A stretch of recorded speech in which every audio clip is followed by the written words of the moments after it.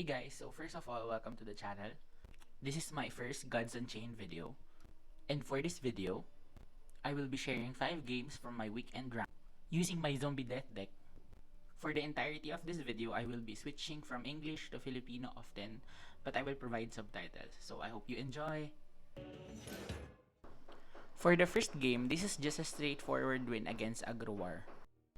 Sa zombie death, usually sa mulligan, gusto mo agad makuha yung either Necroceptor or Cursed Obelisk. Fortunately for this game, nakuha natin yung Cursed Obelisk sa mulligan.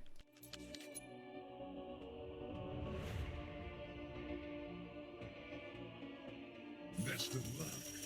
Knock 'em dead. Where to begin?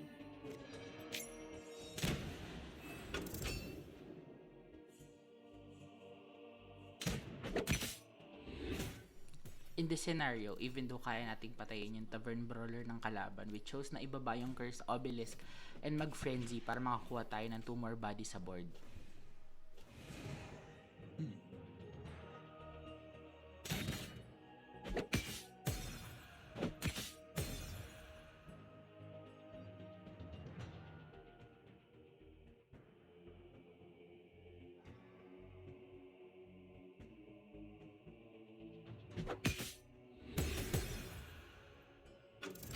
My turn.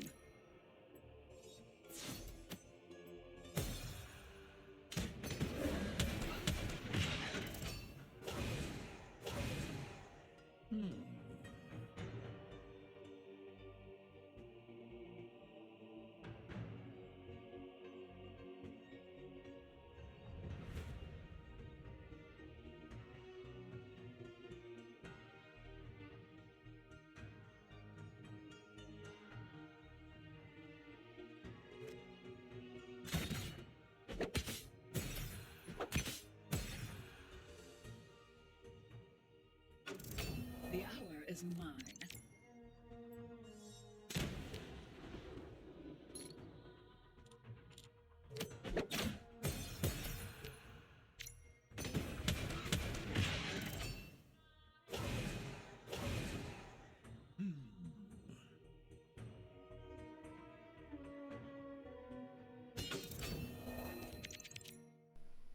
In this point, I gambled na baka merong Carnage Sweep yung kalaban, but if wala, sure na panalo na tayo at this point.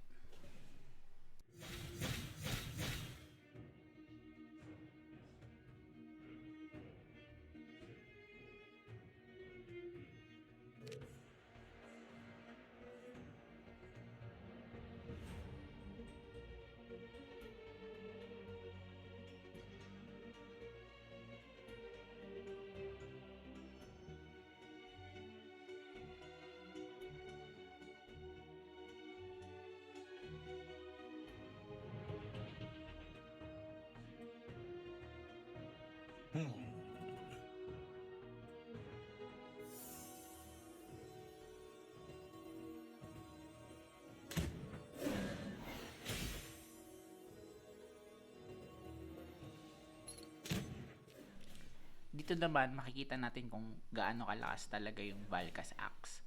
So, nakita mo na nagbaba siya ng creature sa board and na-buff niya din at the same time. So, medyo nakakatakot. Fortunately for us, na top deck natin yung Corpse Explosion and we ended the game this way.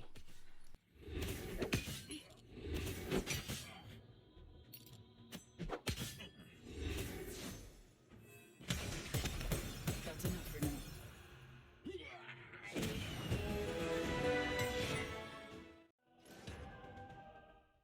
For the second game naman, we are up against Control Magic.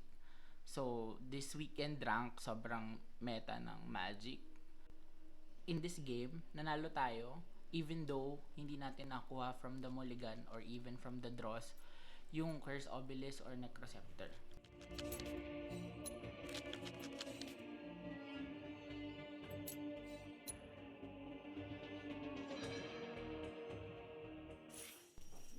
Kita nyo naman na sobrang disappointing ng cards na nakuha natin from the mulligan.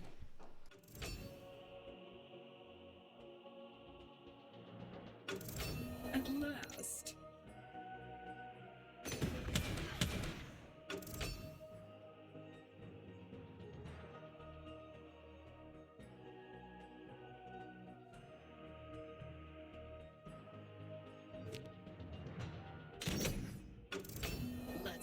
them suffer.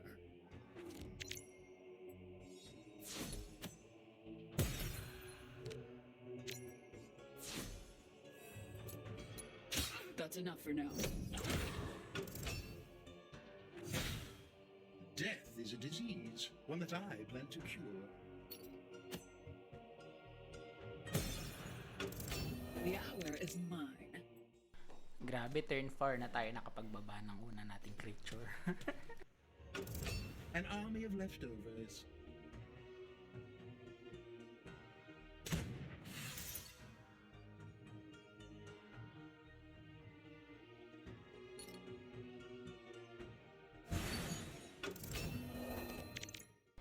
So in any game, number one priority talaga na alisin sa board yung card or yung creature na nagpo-produce ng value. Self-awareness is the key to victory.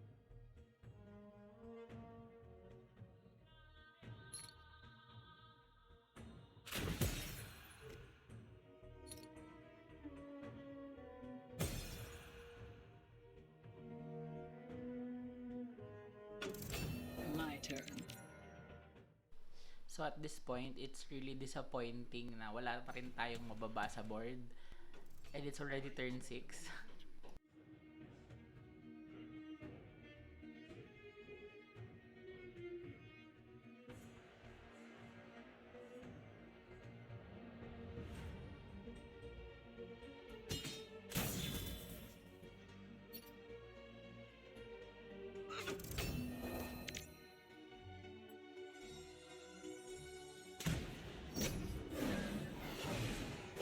Now we wait.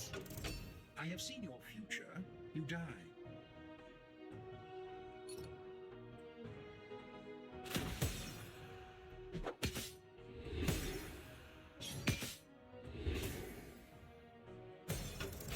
Let's make them suffer. So yung reason behind kung bakit pinili ko yung Nether Swarm Lord na ibaba instead of the Decaying Rhino is because I want to draw a card na magagamit ko for the game.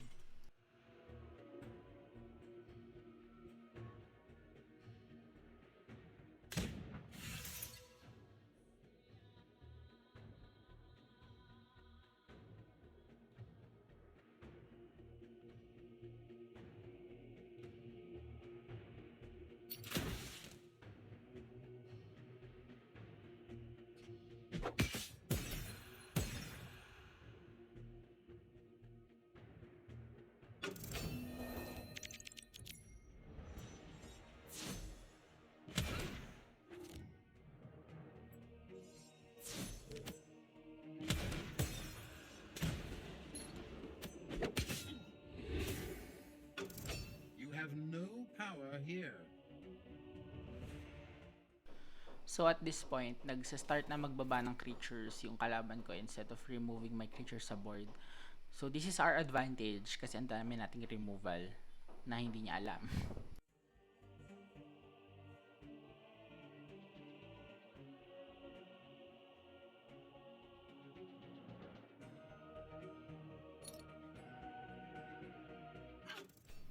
So yung reason ko bakit pinili ko yung Overseer of Vitality instead of the Ray of Disintegration is because first of all, magkakaroon tayo ng another body sa board.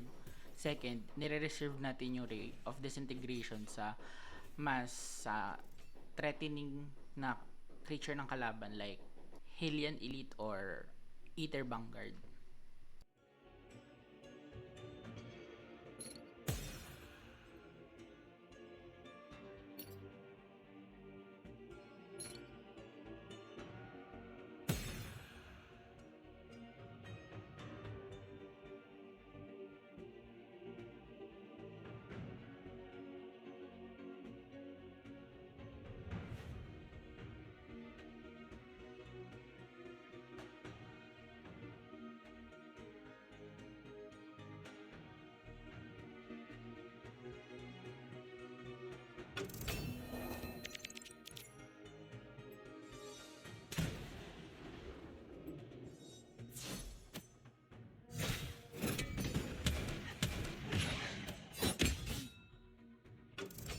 So this is what becomes of those who tip the scales. Now you've got my attention.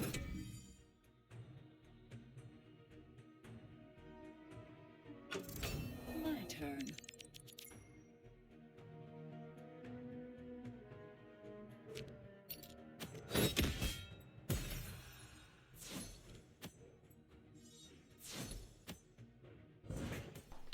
Masaya talaga tapusin lagi yung game using corpse explosion. That's enough for.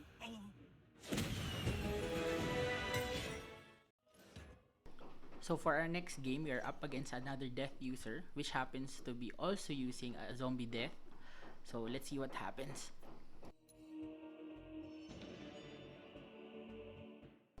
When facing another zombie death user, our main goal is na maunahan siya na makakuha ng Curse Obelisk or Necroceptor. So, paunahan makakuha ng value. Unfortunately for us, hindi agad natin nakuha yung dalawa. Where to begin? Knock 'em dead.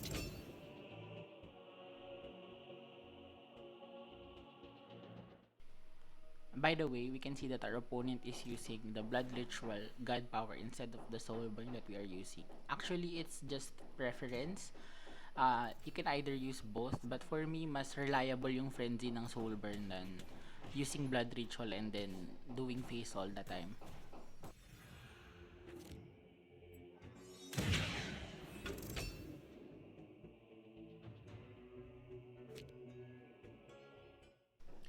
We can see here na nauna yung kalaban sa Necroceptor, which is my disadvantage, but our goal for now is to remove all the creatures na mapupunta or malalagay niya sa board.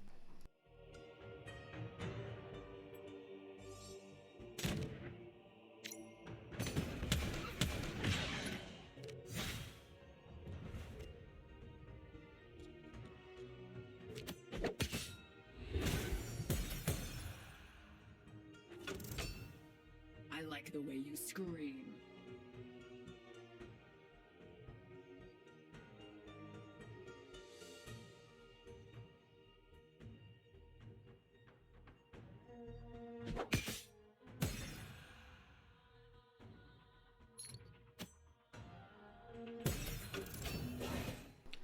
After ng core set refresh, naging super viable ng Wicked Fae, especially sa death decks. Because instead of just dealing 1 damage, it will now destroy any creature with 1 health. So even if the creature has 4 or 5 armor, as long as it has 1 health, Wicked Fae will destroy the creature. And it will also produce 2 bodies on the board.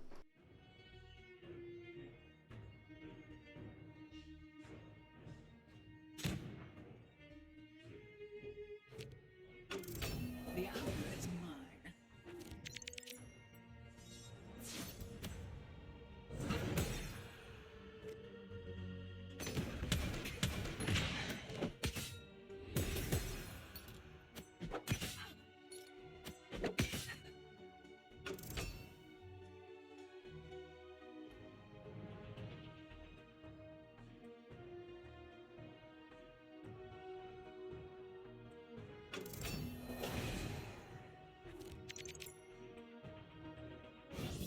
The void is not empty. It has never been empty.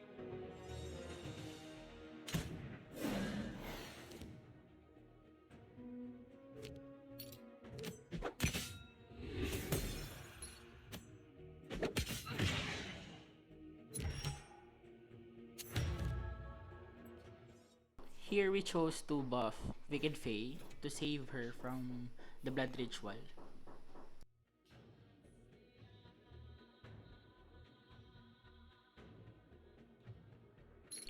Unfortunately for us, Wicked Fae was still removed from the board. Let's make them suffer.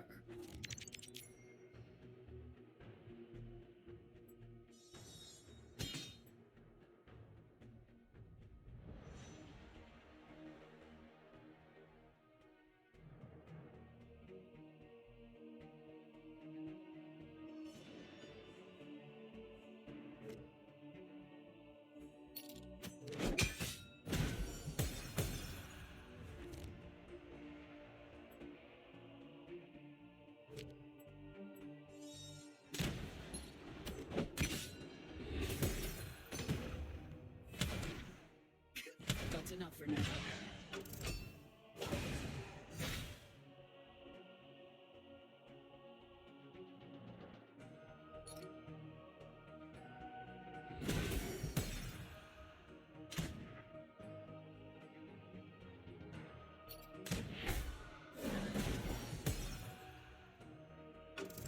At last.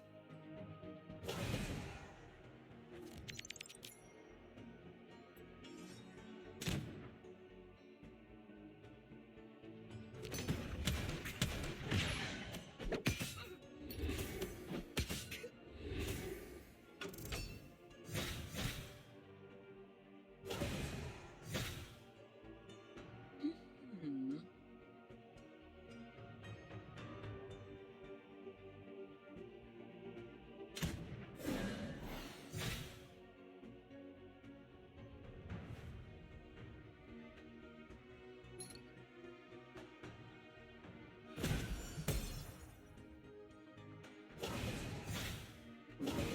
Now you've got my attention.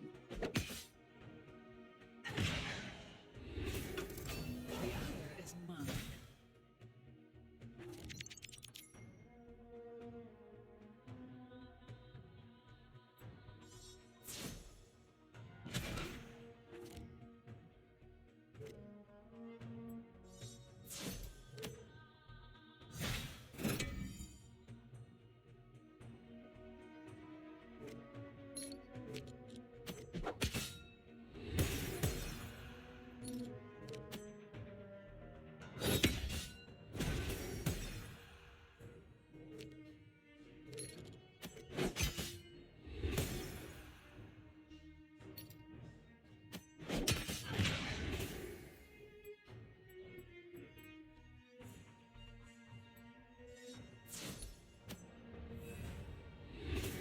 Now we wait.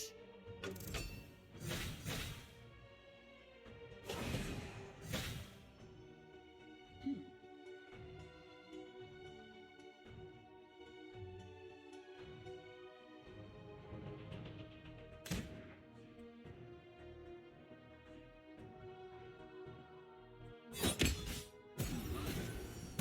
Rest in pieces.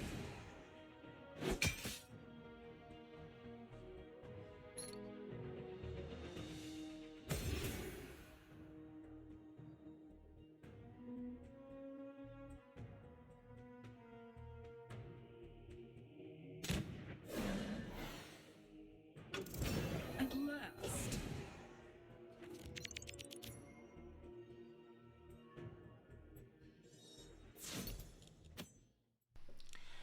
So this is actually my mistake. So my initial intention was to use the Ray of Disintegration, but I realized na yung damage ng Ray of Disintegration will buff the Fickle Cambion. So I chose to place the Fickle Cambion on the board. However, na-miscount ko yung mana. I thought I was at 8 mana. So hindi ko nagamit yung Ray of Disintegration. So I instead put the Decaying Rhino on the board and made sure na ma-frenzy yung kalaban para hindi mag-reduce yung health nung aking Decaying Rhino.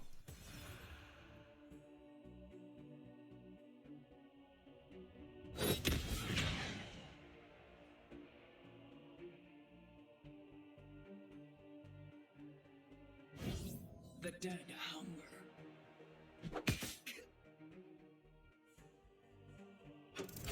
Let's make them suffer.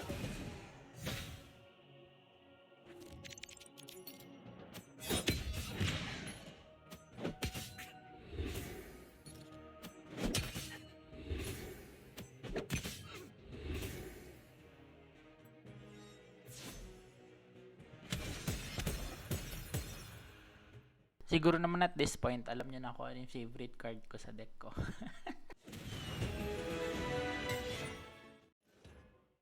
For our fourth game, we are up against an Atlantean Deception deck. I think this is actually my first time facing this kind of deck, so I'm not really sure what's going to happen.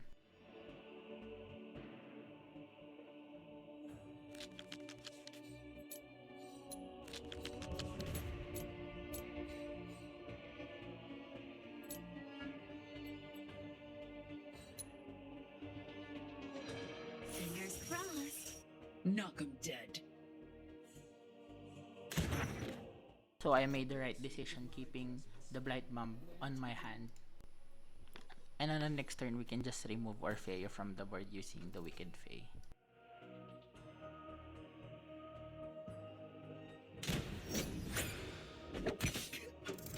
At last.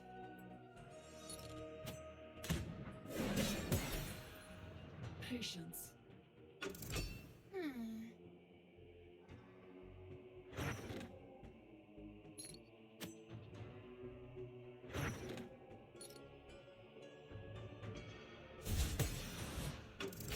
My turn.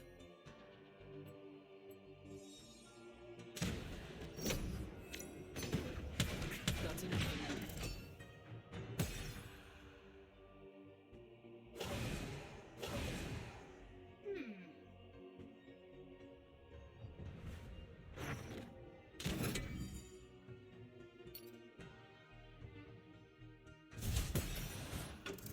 At last. So in this turn, we were able to complete our Curse Obelisk and Necroceptor combo. Now, for now, we're just praying that our opponent doesn't have any mass removal cards like Rapture Dance. And thanks to the Soul Burn, we were able to Frenzy even though there is Pyramid Warden on the board.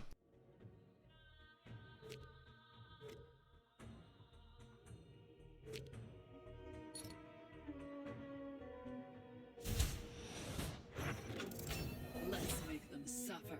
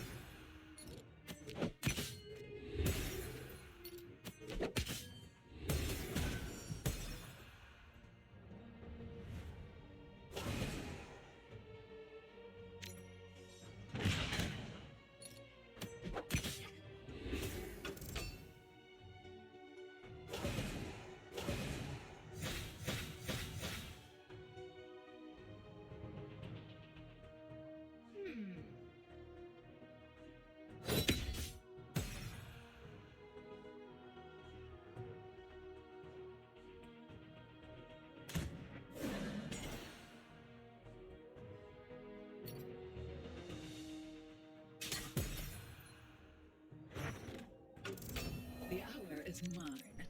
So our opponent was able to remove our Necroceptor.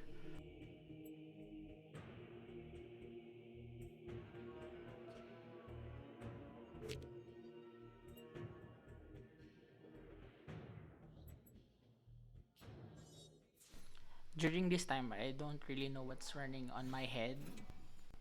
But while editing this video, I realized that I can just alternatively use the Rune of Fire to kill the Bronze Servant, use one of the zombie to kill the Cutthroat, and hit face with the remaining zombie, and move on.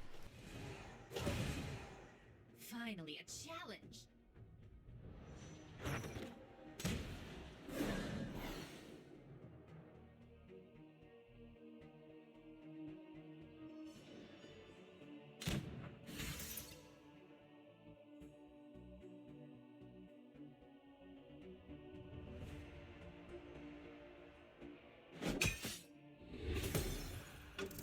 At last.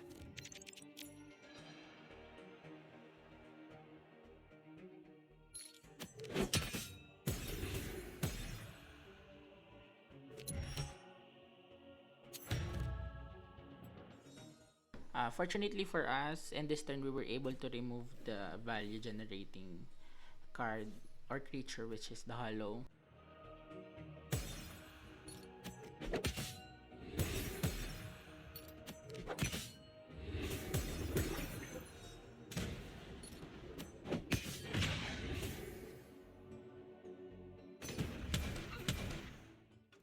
I'm not really the person who likes to peek at my opponent's deck. So at this point, I was wishing that my opponent doesn't have the Rapture Dance on their hands.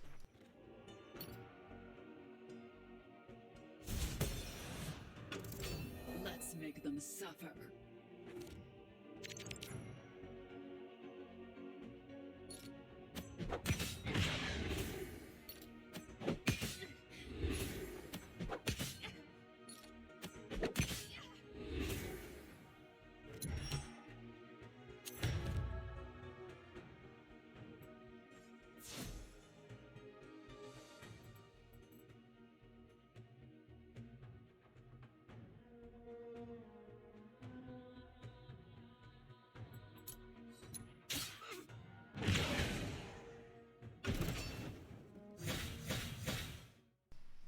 this point, all we want is our opponent to not have the Rapture Dance and for us to top deck the Corpse Explosion. At last. And there it is, like magic.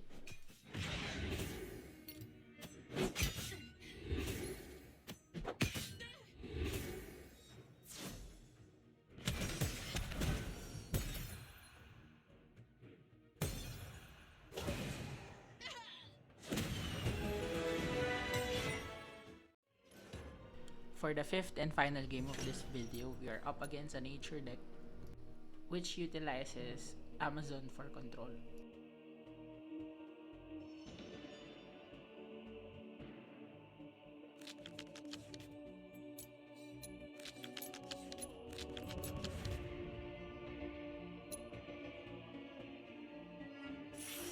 Where to begin? Good luck.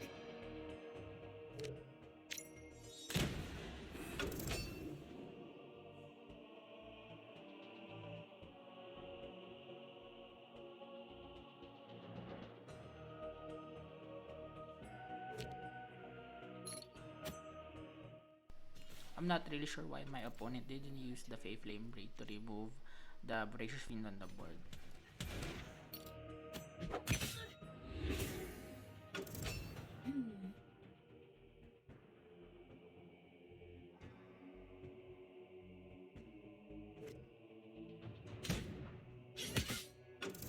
At last.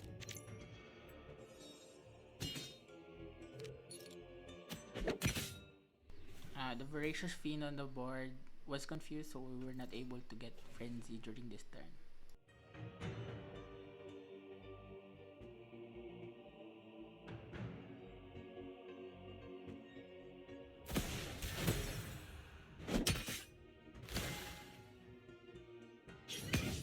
The void is not empty. It has never been empty.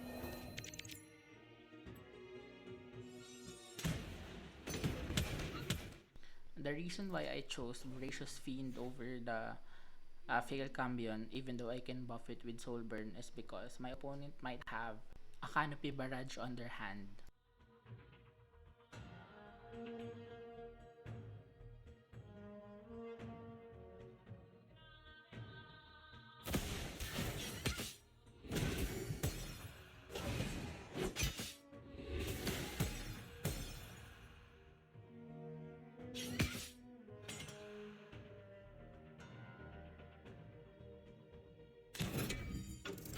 Let's make them suffer.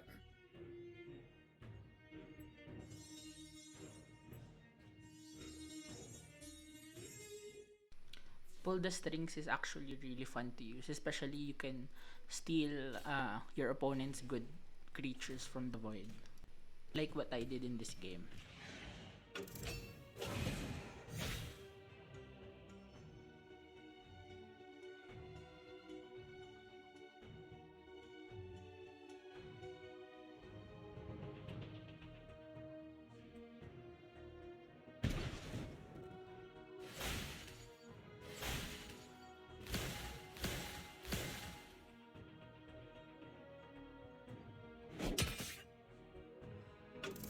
The hour is mine.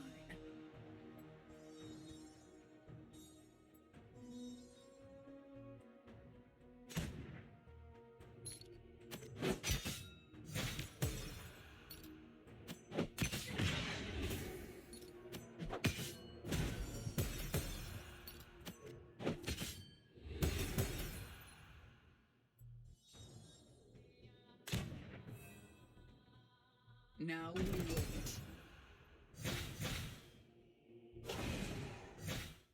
Fatal Cambion is actually an extremely powerful card when comboed with the Nether Swarm Lord. Imagine what the new card Fate Breaker could do.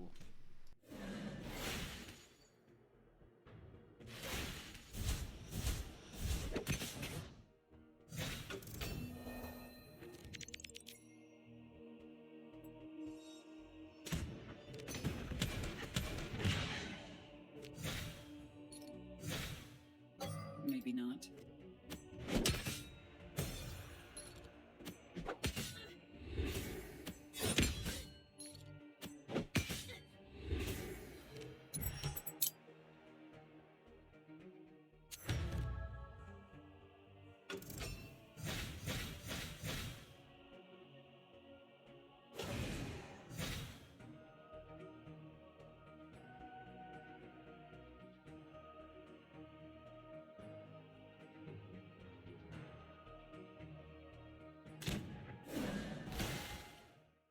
This Amazon Tribe combo is actually really scary and really powerful.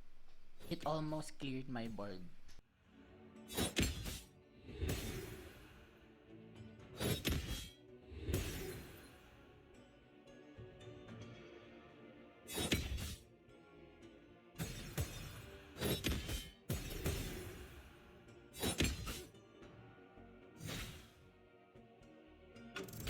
Let's make them suffer.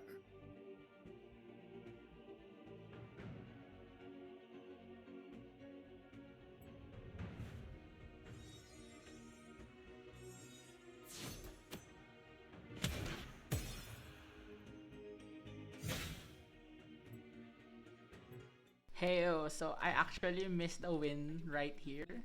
So what I should have done was to use the soul burn to buff my Fickle Cambio one more time and then hit face, and that's lethal.